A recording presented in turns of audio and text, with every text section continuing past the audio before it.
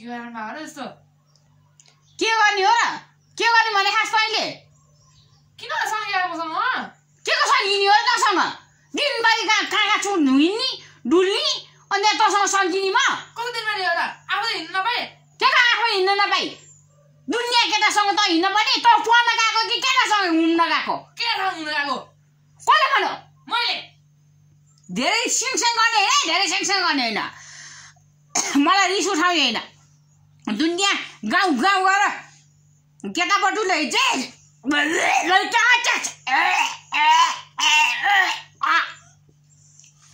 भयो भने के हुन्छ तैँले मलाई रिस उठाउँछस् साला राम्रोसँग पढ्न जा छोरी राम्रोसँग काम गर भनेर त जहिले पनि मलाई रिस उठाएकै किन त्यो कुकुरको मुन्दी गाली देखाबाट तैँले भन्ने हुन्छ आइहाल्छ नि जहिले छोरी मान्छे भएर मम्मी बुढी भइसक्यो सघाउनु पर्छ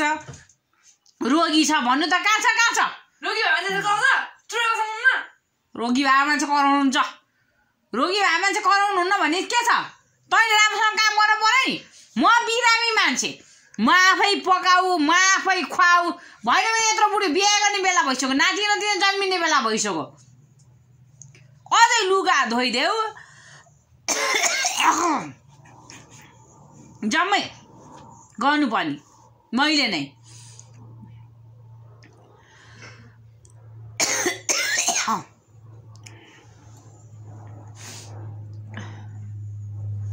घरको धन्दा मैले गर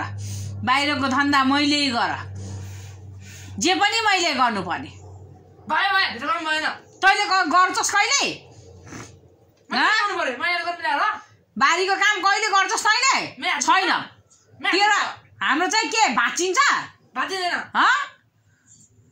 हाम्रो चाहिँ फलामको तेरो चाहिँ मासुको हड्डीको तरकारी तँलाई चाहिँ गाह्रो हुने हामीलाई चाहिँ गाह्रो नहुने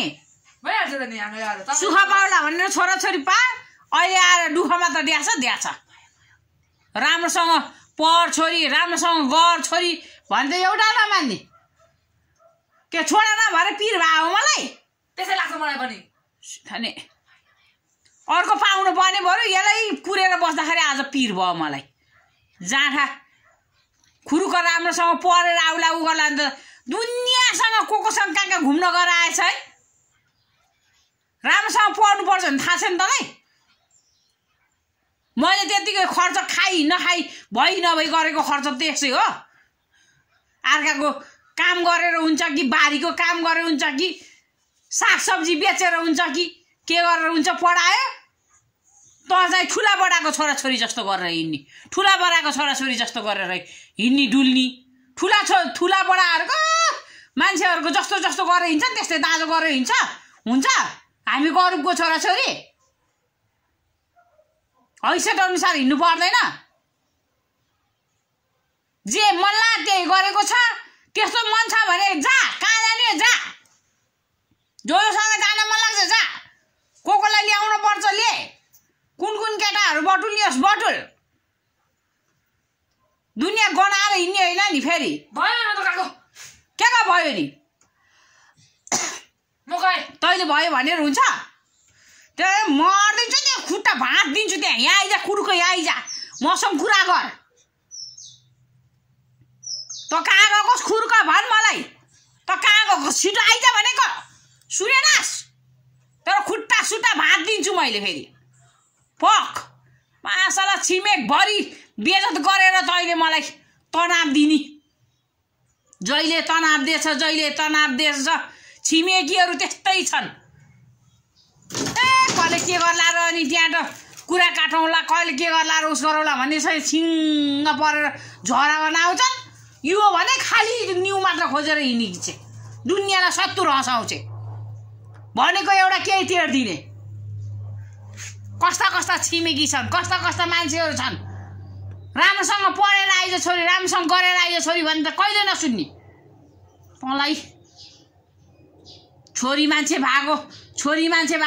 15-16 वर्ष बनाएको के काम भयो हाम्रो त 15-16 वर्ष तँलाई जन्माइसक्यौँ अहिले बुढी भएको हामीलाई त अहिले दरुवा आएर हिँडेर हुन्छ भन्ने कुरा तँलाई थाहा छैन कहाँ हिँड्नुपर्छ भन्ने छ